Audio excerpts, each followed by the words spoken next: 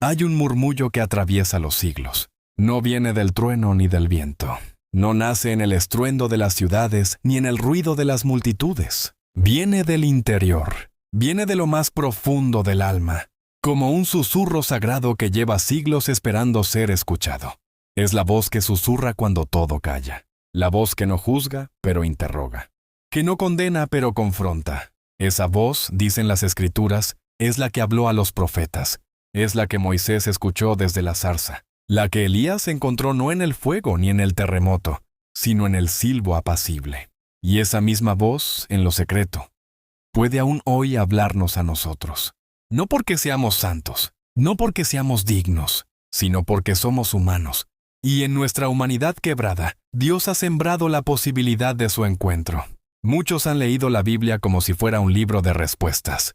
Pero tal vez el mayor regalo que deja es el de las preguntas. ¿Dónde estás?, preguntó Dios a Adán. ¿Qué tienes en tu mano?, preguntó a Moisés. ¿A quién enviaré?, clamó desde su trono. ¿Quién dices que soy?, Ana preguntó Jesús a sus discípulos. Cada una de estas preguntas no busca información, busca transformación. No busca respuestas rápidas, sino corazones despiertos.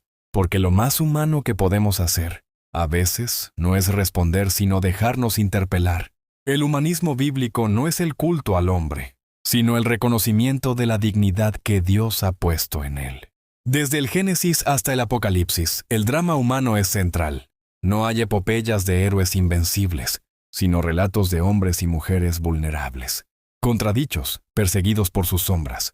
Abraham dudó, Jacob engañó, Moisés tartamudeó, David pecó, Pedro negó, Pablo persiguió. Y, sin embargo, todos fueron llamados, no porque fueran perfectos, sino porque estaban dispuestos. Esta es la clave de la superación humana según la Escritura. No el triunfo por la fuerza, sino la redención por la apertura. No el éxito sin cicatrices, sino la esperanza en medio de la lucha. La fe, en su forma más pura, no es un refugio contra el dolor, sino una manera de habitarlo.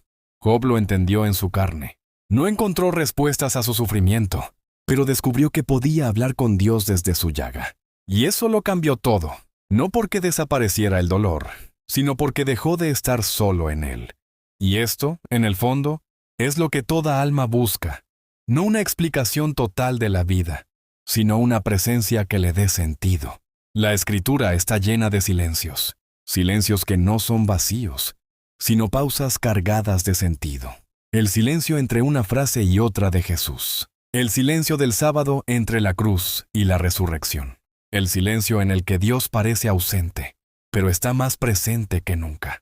Estos silencios enseñan. Nos enseñan a no temer lo que no entendemos, a no huir del abismo, sino a aprender a mirarlo. Porque es en el abismo donde a veces se forja la fe más auténtica. Esa fe que no necesita ver para creer, sino que cree para seguir viendo. La superación desde la Biblia no es una carrera hacia la cima, sino una fidelidad en el valle. No se trata de alcanzar logros para demostrar nuestra valía, sino de recordar que ya somos valiosos. Que hay una imagen en nosotros que no puede ser borrada, por más que la historia, el pecado o la herida intenten ocultarla. Somos imagen de Dios. Y eso, en sí mismo, ya es un motivo para resistir. Resistir, sí, pero no con dureza. No con la armadura del orgullo, sino con la vulnerabilidad de quien ama. Jesús lo dijo sin adornos: bienaventurados los que lloran, bienaventurados los mansos, bienaventurados los que tienen hambre de justicia. En esas frases no hay estrategia de éxito. Hay revelación de lo esencial. La fuerza del reino no está en imponerse, sino en transformarse desde dentro. No en dominar, sino en servir. No en escalar, sino en descender. Porque solo quien desciende al corazón, roto del otro, puede conocer la verdadera altura del amor. La Biblia, entonces, no es solo un libro antiguo. Es un espejo, un pozo, un mapa del alma. Nos muestra lo peor y lo mejor de nosotros. Y al hacerlo, nos permite ver lo que muchas veces negamos. Que somos capaces de lo más bajo y de lo más alto. Que en cada uno habita un Caín y un Abel. Un Jonás que huye y un Isaías que se ofrece. Un Tomás que duda y un Juan que ama. Y que el camino de la fe no consiste en negar esas tensiones, sino en habitarlas con verdad, con una verdad que no excluye el error, sino que lo abraza para redimirlo. En ese sentido, la vida cristiana es profundamente humanista, porque no escapa del mundo, sino que lo asume. No desprecia lo humano, sino que lo eleva. No rechaza la carne, sino que cree que puede ser templo. No se escandaliza del llanto, sino que lo convierte en oración. No desprecia el fracaso, sino que ve en él una escuela, porque para Dios todo lo humano puede ser camino, incluso lo roto. Especialmente lo roto. Esta visión no es ingenua. No idealiza al ser humano. No olvida que hay maldad, que hay injusticia, que hay odio, pero tampoco se rinde ante eso. Cree que la gracia puede más, que el amor tiene la última palabra, que el perdón es más revolucionario que la venganza, que la mansedumbre es más poderosa que la violencia, y que en la pequeñez de un pesebre puede esconderse la grandeza de un Dios dispuesto a compartir nuestra historia. Por eso, la Biblia no necesita ser actualizada, necesita ser escuchada. No como un código muerto, sino como una voz viva, una voz que no repite fórmulas, sino que despierta corazones, que no impone dogmas, sino que invita a caminar. Porque la fe no es un lugar donde se llega, sino una senda donde se anda. Y en ese andar, cada paso cuenta. Incluso el que tambalea, incluso el que retrocede, incluso el que no entiende a dónde va. La vida, tal como la presenta la Escritura, no es una línea recta. Es un éxodo, una travesía, una búsqueda constante. De Dios, sí, pero también de uno mismo. Y tal vez ambas búsquedas sean en realidad la misma. ¿Por qué?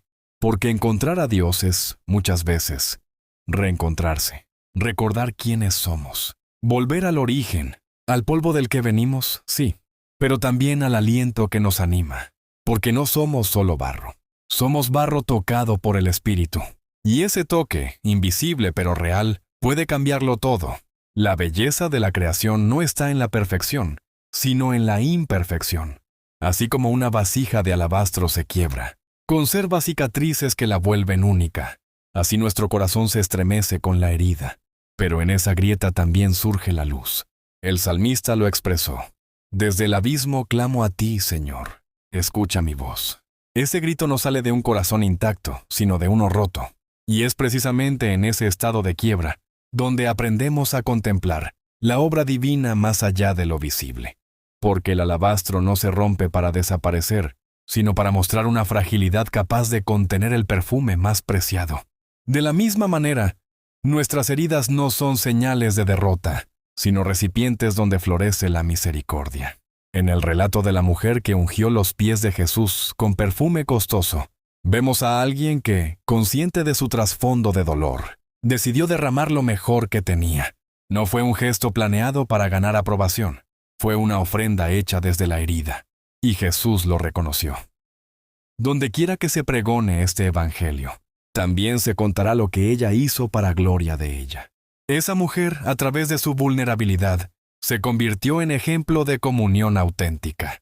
Nos recuerda que el acto más transformador no es el sacrificio de lo que nos sobra, sino el ofrecimiento de lo que nos duele.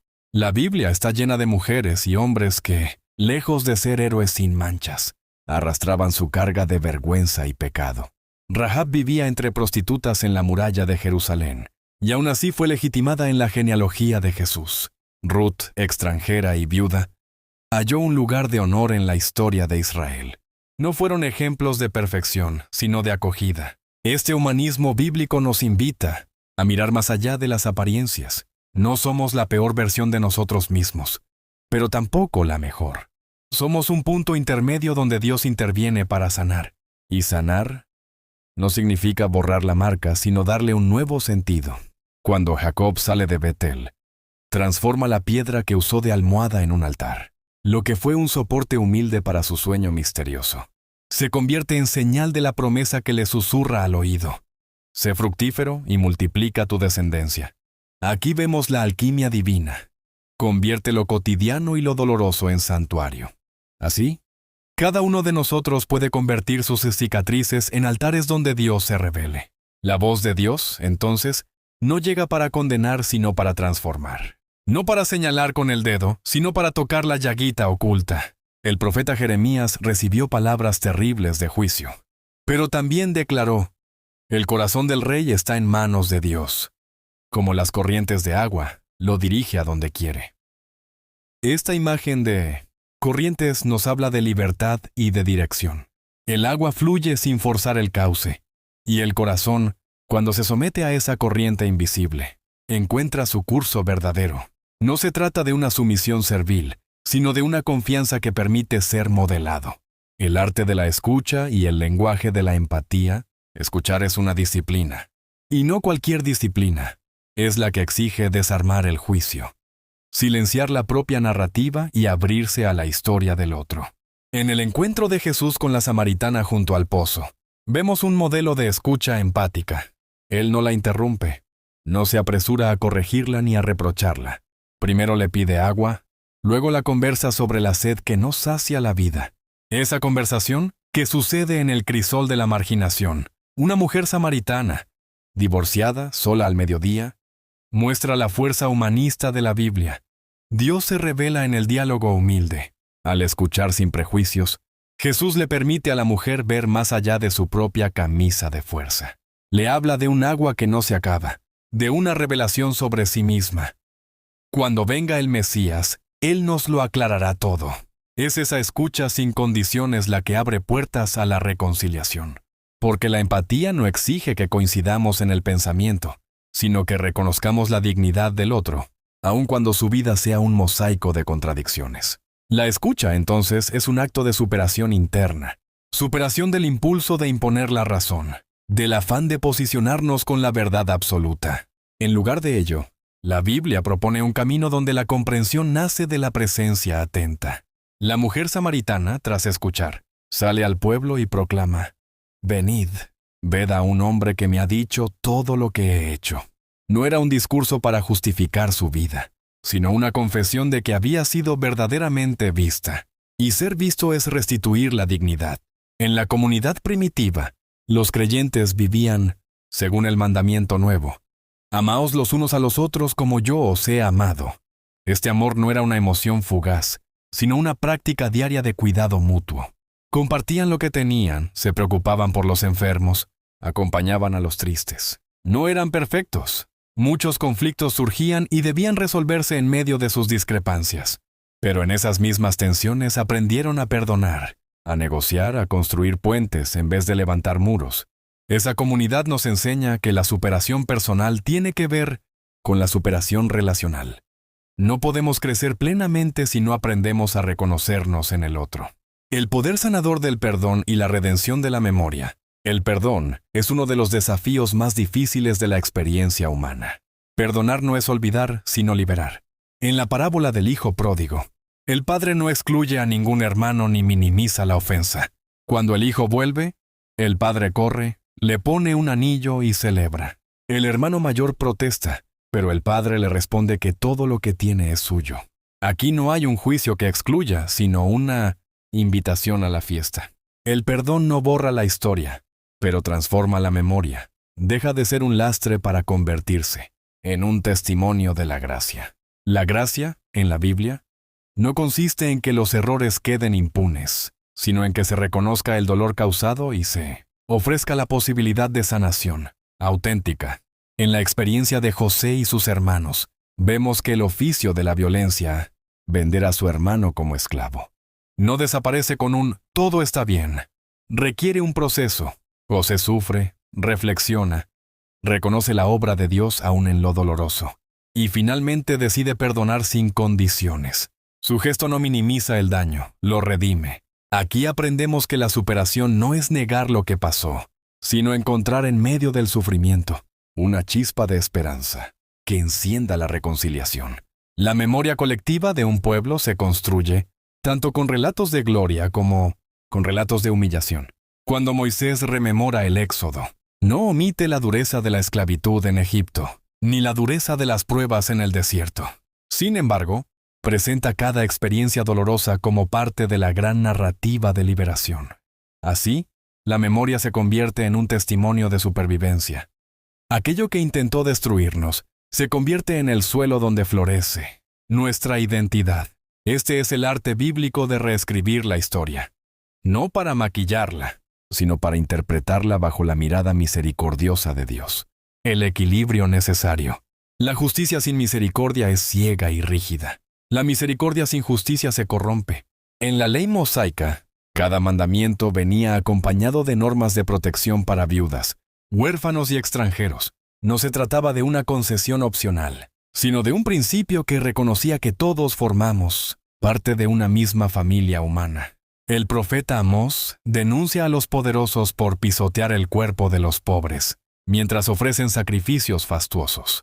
Aquí se revela que la fe no puede divorciarse de la ética social. Adorar un Dios de misericordia implica comprometerse con la reparación de las injusticias. En el Sermón del Monte, Jesús eleva ese principio a un nivel radical, cuando dice, «Bienaventurados los misericordiosos, porque ellos alcanzarán misericordia». Redefine la justicia no como un recuento de faltas, sino como apertura de corazón. Porque la justicia verdadera no se contenta con aplicar la ley. Busca restaurar, acoger y rehabilitar. El centurión que pide la curación de su criado demuestra esta dinámica. Reconoce la autoridad de Jesús y cree en su poder sanador. Jesús, admirado por su fe, declara, «En ningún israelita he hallado tanta fe». En ese encuentro, la misericordia fluye hacia donde más se necesita, y la justicia se convierte en puente para la sanación. La esperanza en el desierto y el canto de la resiliencia. El desierto bíblico no es solo un espacio geográfico, es una metáfora de las sequías interiores. El pueblo de Israel sufrió 40 años de incertidumbre, hambre y sed. Entretanto, Dios les proveía maná, que bajaba cada madrugada como rocío del cielo. Ese alimento misterioso era signo de cuidado, continuo. Su sabor variaba según la receptividad de cada uno. Así, aprendieron que la esperanza no consiste en tener todo planeado, sino en confiar en la provisión diaria. La resiliencia se forja en la rutina de recoger el maná sin guardar para el día siguiente, reconociendo que la vida se construye paso a paso. En la vida de Jesús, vemos otro desierto, las tentaciones, en el desierto de Judea. No solo era un espacio físico, sino la batalla interna entre el hambre, la identidad y la misión. Cuando el diablo le propone convertir las piedras en pan, Jesús responde con la Escritura. No solo de pan vivirá el hombre, sino de toda palabra que sale de la boca de Dios. Este diálogo muestra que la fuerza para resistir no nace de la negación del cuerpo, sino del reconocimiento de que hay un sustento más profundo que el alimento material. Así, en cada prueba, la Biblia ilumina el camino de la esperanza. No es negación de la realidad, sino una confianza arraigada en lo invisible. El amor que no espera recompensas y la entrega radical. Cuando Jesús lavó los pies de sus discípulos, ofreció una lección de humildad y servicio que descoloca toda lógica de poder. Pedro protestó, porque lavar pies era un oficio de siervos. Pero Jesús le dijo, «Si yo no te lavo, no tienes parte conmigo». En esa frase está el núcleo de la entrega radical. No se trata de un gesto simbólico, sino de un recordatorio de que la grandeza del reino se manifiesta en la renuncia a uno mismo. Amar sin esperar recompensas es despojarse del cálculo y abrazar la gratuidad. Cuando la iglesia primitiva proclamaba cada uno según su necesidad, ponía en práctica ese amor que no mira cuántas bendiciones recibe, sino cuántas puede dar. En la historia de Bernabé, cuyo nombre significa hijo de consolación, vemos a alguien que vendió un campo y lo puso a disposición de los apóstoles. No había garantía de retorno. No buscaba recompensa. Su acción surgía de una convicción. La comunidad crecía en la medida en que cada uno daba sin condiciones. Este principio nos invita a cuestionar nuestras propias motivaciones. ¿Damos para mostrar generosidad o para recibir prestigio? La Biblia nos reta a dar incluso cuando el regalo resta, no suma. La palabra que libera y el poder del testimonio. El profeta Isaías habló de una palabra, como un fuego que quema la hojarasca y purifica el alma. Esa palabra, cuando se predica sin florituras, confronta la realidad con la gracia. En el caso de los discípulos de Emaús, Jesús les explicó las Escrituras, comenzando por Moisés y pasando por todos los profetas. Fue esa explicación la que encendió un fuego en sus corazones. No fue un discurso elaborado, sino la revelación de la historia de Dios como un hilo rojo que conduce a la resurrección. El testimonio personal se convierte en palanca de transformación cuando expresa la experiencia vivida. Pablo, en su carta a los Filipenses, confiesa que considera pérdida todo lo que antes le parecía valioso para ganar a Cristo. No era retórica, era una vida marcada por persecuciones, naufragios y cadenas. Y aún en la prisión, escribía sobre la paz de Dios que supera todo entendimiento. Este testimonio es una invitación a reconocer que la palabra que libera no se transmite solo con conceptos, sino con la autenticidad de una vida entregada. El futuro que ya está presente y la utopía del reino. Juan, en Patmos, vislumbró un futuro donde ya no habría lágrima ni dolor. El Apocalipsis no es un anuncio de horror, sino una carta de aliento a comunidades perseguidas. Esa visión última revela que el reino de Dios, aunque todavía no sea pleno, ya se asoma en cada acto de justicia, cada gesto de ternura, cada sacrificio de amor. Así, la Biblia propone una utopía que se filtra en el presente. No es un ideal distante, sino una realidad que se encarna en lo cotidiano cuando el perdón triunfa sobre la venganza y la solidaridad vence al egoísmo. La imagen de la Nueva Jerusalén, calles de oro, muros de jaspe, ríos de agua viva, no es un catálogo de lujo, sino un símbolo de armonía entre la creación y su creador. La ciudad no necesita sol ni luna, porque la gloria de Dios la ilumina. Esta visión nos recuerda que la superación humana se halla en la capacidad de reconocer lo sagrado en cada instante, en un pan compartido, en una palabra de consuelo, en un abrazo sincero. Así, la utopía bíblica se convierte en un llamado a construir, aquí y ahora, fragmentos de ese reino. De la penitencia al canto de la alabanza. El salmista, tras confesar su culpa, canta: «Te alabaré aún más en mi quebranto». Aquí descubrimos que la verdadera superación no se ancla en la ausencia de dolor, sino en la capacidad de alzar la voz cuando el corazón late con dificultad. El canto de alabanza en medio de la adversidad no es una negación de la realidad, sino una proclamación de que hay algo, alguien, más grande que el sufrimiento. En la historia de Miriam, cuando salió del desierto tras cruzar el Mar Rojo, entonó un cántico que celebraba la liberación. No era un canto de victoria arrogante, sino un grito de gratitud por haber sido salvados. Y en esa gratitud aprendemos que la fe se alimenta de la mirada hacia atrás, reconocer lo logrado, incluso si el presente es incierto. Así, la alabanza se convierte en antorcha que ilumina el camino cuando la oscuridad acecha. El rostro de Dios en el prójimo y la fraternidad universal. Cuando Jesús dijo: «Lo que hicisteis a uno de estos hermanos míos, a mí lo hicisteis», rompió cualquier barrera que separara lo sagrado de lo profano. El prójimo no es un concepto abstracto, sino la persona que está a nuestro lado, necesitada de comida, de consuelo, de comprensión. La parábola del buen samaritano presenta al herido postrado en la cuneta, y la verdadera fe se revela cuando un desconocido se despoja de su prisa para atenderlo. No pregunta su religión ni su nacionalidad, simplemente actúa con misericordia. Esa fraternidad universal atraviesa muros de claustro, disuelve hostilidades étnicas y abre la posibilidad de una comunidad donde todos tengan cabida. La visión de Pedro, recibiendo la orden de comer animales considerados inmundos, no era solo un simbolismo dietético, sino la apertura a un mensaje que trasciende fronteras. Lo que Dios ha limpiado, no lo llames tú impuro. Así, la buena noticia no se encierra en una etnia, se extiende a todos los pueblos. El desafío de la coherencia y la práctica de la humildad. El apóstol Santiago advertía: «La fe sin obras está muerta». No basta con profesar creencias en la teoría. La coherencia exige que lo que decimos se exprese en nuestras acciones. En la comunidad primitiva, cuando un hermano pasaba necesidad, se vendían propiedades para socorrerlo. Esta economía del dar rompe con la dinámica competitiva y establece un patrón donde el éxito se mide en proporción a la generosidad. La humildad, en este marco, no es una postura de autohumillación, sino el reconocimiento de que todo don proviene de Dios. Cuando Pablo dice: «He aprendido a contentarme con lo que tengo», habla de una libertad interior que no depende de las circunstancias externas.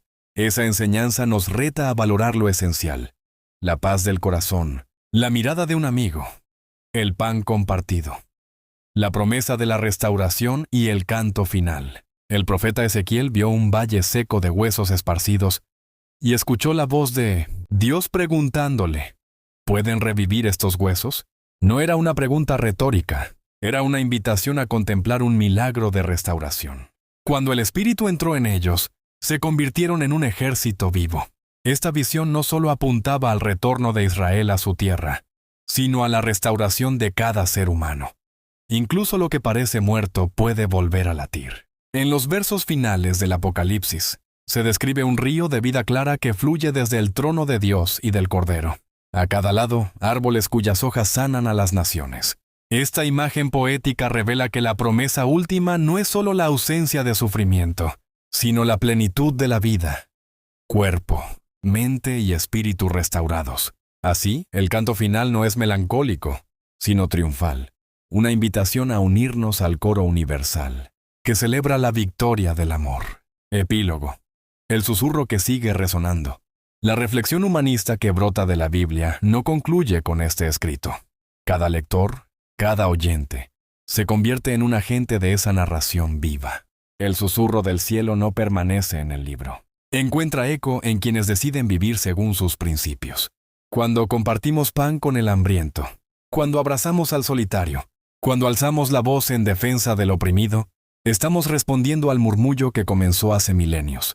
Que este guión sea una invitación a escuchar con atención, a dejar que las preguntas bíblicas atraviesen nuestras certezas, a reconocer que nuestra fragilidad no es obstáculo, sino oportunidad para el encuentro, a entender que la superación no se mide en trofeos, sino en la capacidad de amar sin reservas. El susurro sigue, y mientras haya oídos dispuestos a escuchar, la historia humana continuará entrelazando lo divino con lo cotidiano, lo finito con lo eterno, lo roto con lo sagrado.